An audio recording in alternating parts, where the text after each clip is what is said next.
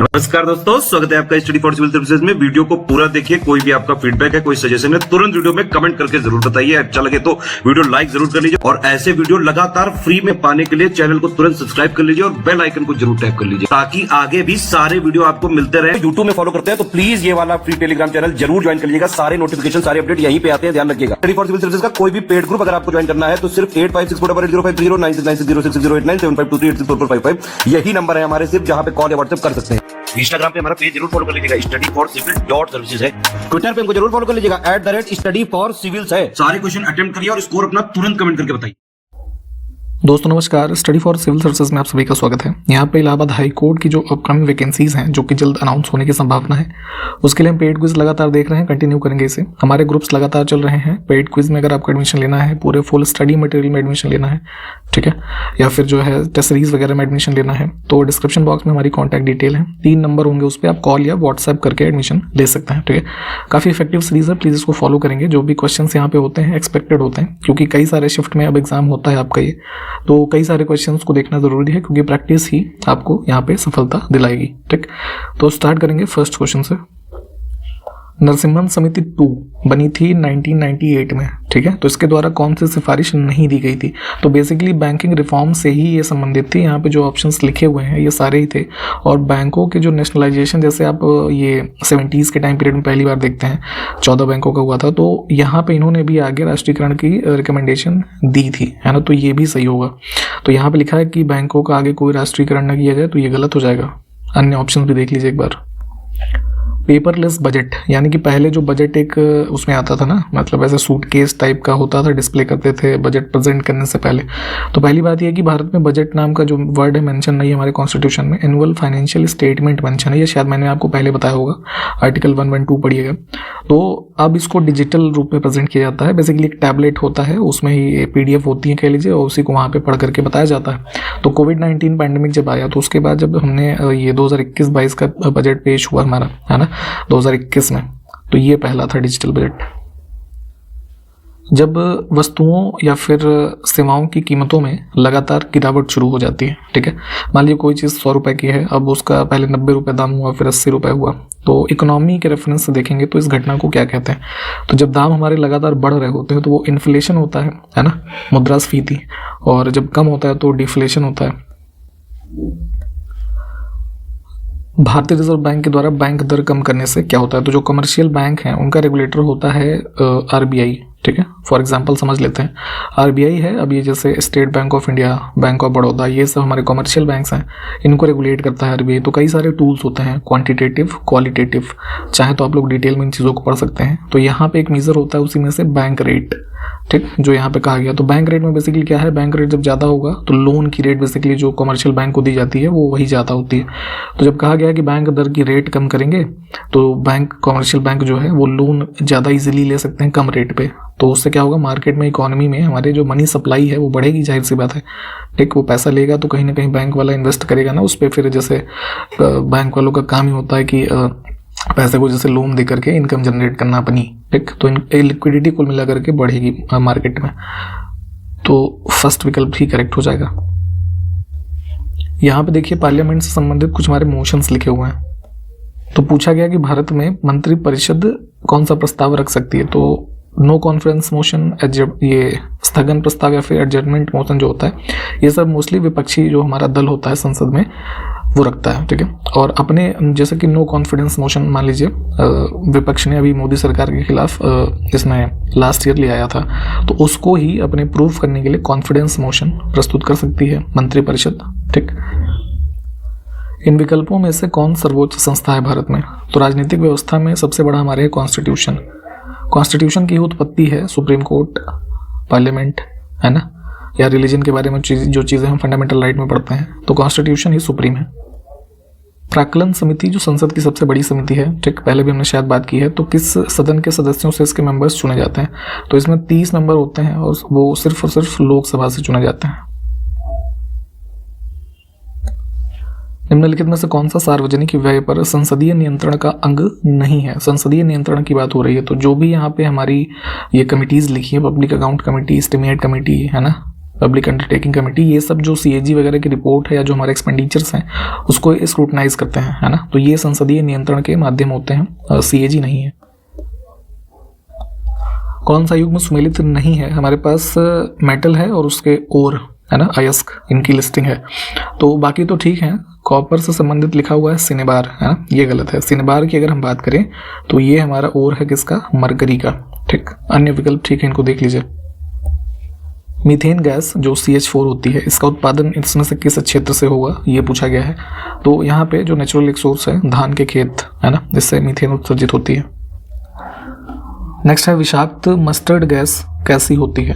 First world war जो हुआ उसमें एक केमिकल वॉरफेयर एजेंट के रूप में इसको यूज़ किया गया, मस्टर्ड गैस को। तो ये बेसिकली जो है एक लिक्विड फॉर्म में होता है और जैसे इसके एक्सपोजर से जैसे स्किन हमारी प्रभावित होती है, बहुत ज़्यादा उस पर चकत्ते वगैरह पड़ेंगे, म्यूकस मेम्ब्रेन जो है ना, वो प्रभावित होगा, वो मतलब अंततः आदमी की मृत्यु का कारण बन जाती है। तो काफ़ी ये हार्मफुल होता है, इसको ध्यान रखेंगे। और कई बार क्वेश्चन ये भी पूछा जाता है कि when this was first used, so first world war. शहद जो होती है मधुमक्खियों से प्राप्त होती है प्राकृतिक रूप से, तो मेन कंपोनेंट उसका क्या होता है? ठीक, तो फ्रक्टोज, जिसको कि हम फ्रूट शुगर भी कहते हैं, ये होता है शहद में लगभग 40%। ठीक है, तो सबसे ज़्यादा मात्रा इसी की होती है। उसके बाद 30% के आसपास ग्लूकोज, और जो रिमेनिंग मात्रा है वो वाटर ही होता है। यकृत एवं मांसपेशियों में ऊर्जा किस रूप में जमा होती है? तो एक फॉर्म ऑफ होता है ग्लूकोज, कह सकते हैं ग्लाइकोजन। ठीक, ऑप्शन डी।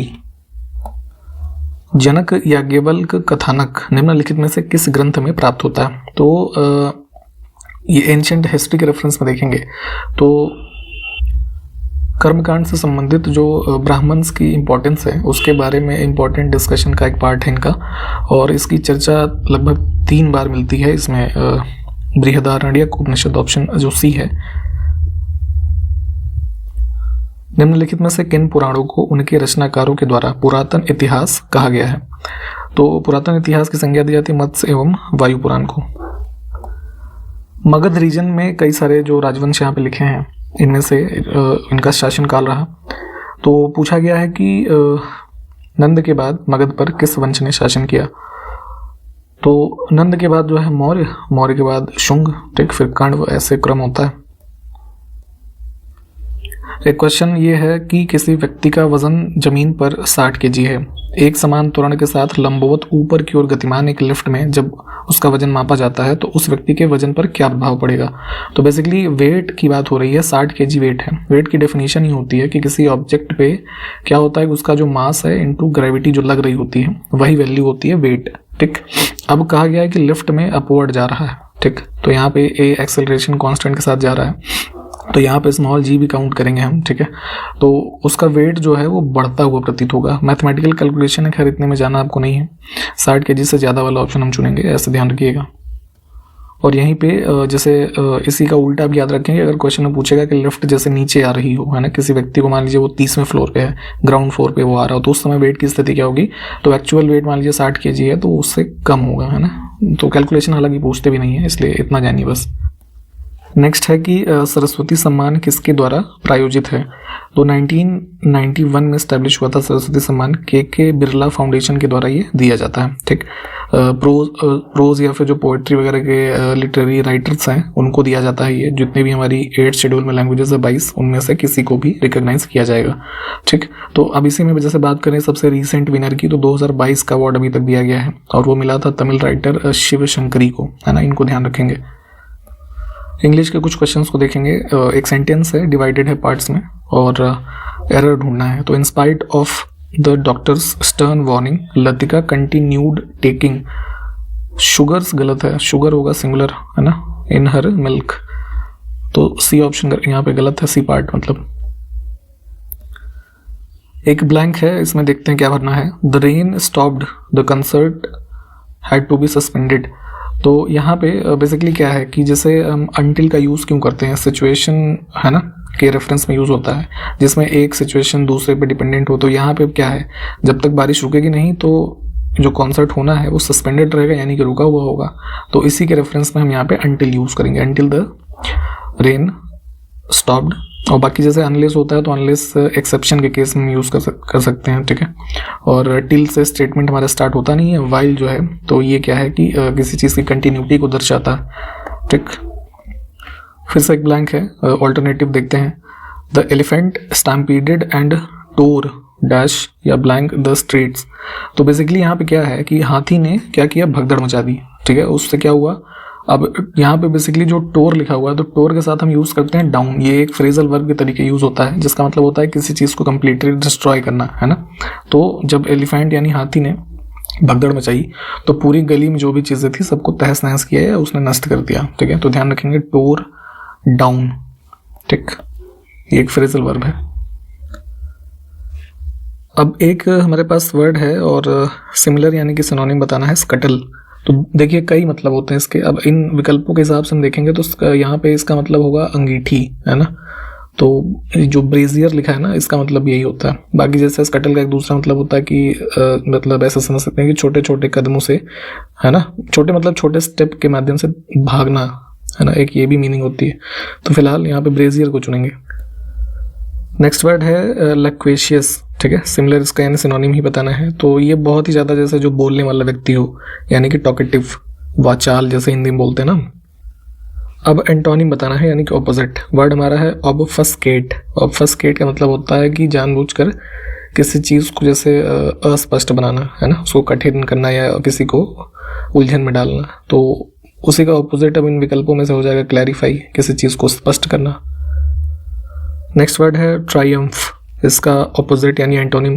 तो ट्रायम्फ का मतलब होता है कि किसी भी जैसे सफलता का उत्सव मनाना है ना, खुशी मनानी, उल्लास में होना, ऐसे कह सकते हैं। लेकिन उसी का ऑपोजिट हम इन विकल्पों में हो जाएगा सॉरो यानी कि दुख में होना किसी चीज़ के।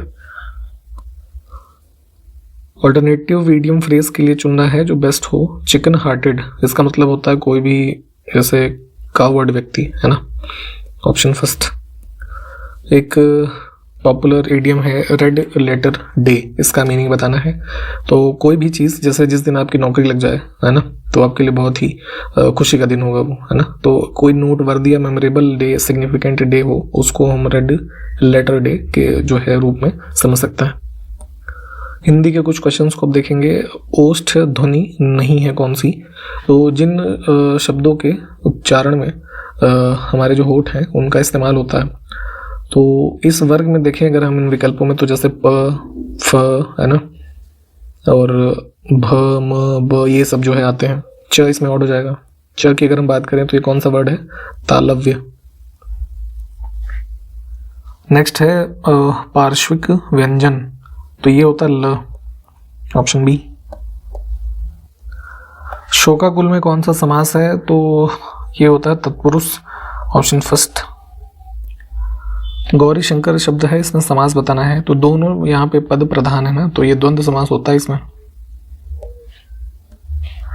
वागीश शब्द में कौन सी संधि है, तो इसका संधि विच्छेद होता है वाक और ईश, तो ये व्यंजन संधि होगी। शब्द है निराकार, इसमें संधि विच्छेद क्या होगा इसका ये बताना है। तो निधनाकार, ऑप्शन बी वाला करेक्ट है। इसमें संधि कौन सी होगी ये जरा कमेंट करिए। शब्द है तिमिर, इसका विलोम बताना है। तिमिर का मतलब होता है अंधकार, तो प्रकाश के विलोम में आएगा आलोक, है ना, ये हो जाएगा। सामान्य का विलोम, सामान्य मतलब कोई भी, है ना, मामूली सी चीज, तो विशिष्ट होगी, स्पेशल। निम्नलिखित में से कौन सा सरिता का पर्यायवाची नहीं होता है या नहीं है। तो सरिता बेसिकली खुद पर्यायवाची किसका है, नदी का। तो नदी में तटिनी, निम्ना, तरंगिणी ये सब आ जाएगा। त्रिपतगा जो है ये गंगा का पर्याय है। गंगा जो अपने आप एक नदी है तो उस नाम के पर्यायवाची है, ठीक। इसमें अशुद्ध वर्तनी हमें बतानी है, तो बेसिकली जागृत लिखा जाता है, ठीक है।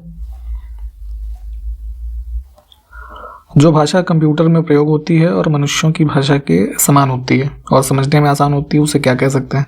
तो पहले जैसे हम कंप्यूटर के इनिशियल डेज में लो लेवल लैंग्वेजेस, है ना, ये सब के साथ कोडिंग करते थे। तो इसी के आगे फिर हाई लेवल लैंग्वेजेस इंट्रोड्यूस हुई, जिसमें क्या होता है कि जैसे सामान्य जैसे इंग्लिश को हम ले लें, ठीक है, तो कुछ उसी के ग्रामर से मिलते जुलते रूल्स होते हैं जो कंप्यूटर को इंस्ट्रक्शन देने में इन लैंग्वेजेस में, जैसे कि जावा वगैरह हो गया, इसमें यूज़ होता है, ठीक है। तो उसी की यहाँ पे बात हो रही थी, ऑप्शन सी। अब देखिए यहाँ पे क्वेश्चन ही आ गया कि जावा क्या है। तो जो प्रोग्रामिंग लैंग्वेजेस हमारी आजकल काफ़ी वाइडली यूज़ होती है वो हाई लेवल लैंग्वेज का एग्जांपल है ये। फोर्ट्रॉन कंप्यूटर के रेफरेंस में क्या होता है, तो फार्मूला ट्रांसलेशन है ना, या फार्मूला ट्रांसलेटर कह सकते हैं।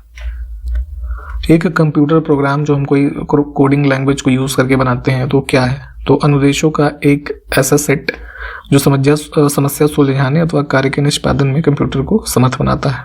ठीक, कोई भी सॉफ्टवेयर या जो हमारा कंप्यूटर प्रोग्राम है वो यही तो करता है ना, कोई सेट ऑफ इंस्ट्रक्शन हम उसको दे दिए तो अब वो उसी पैटर्न पे काम करेगा।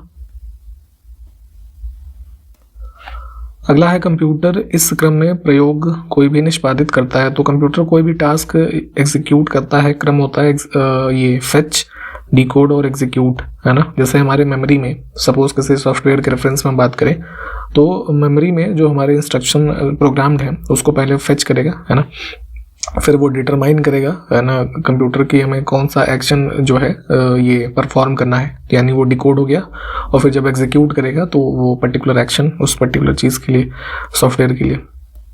निम्नलिखित में से डेटाबेस मैनेजर का उदाहरण कौन सा है, तो डेटाबेस जो भी है हमारे सेट ऑफ डेटा यूजर्स के, उसके एक कह लीजिए सॉफ्टवेयर का रूप है, पैराडॉक्स इसका नाम है ना। और ये कोरल कॉरपोरेशन खैर इसकी कंपनी का ओनर है।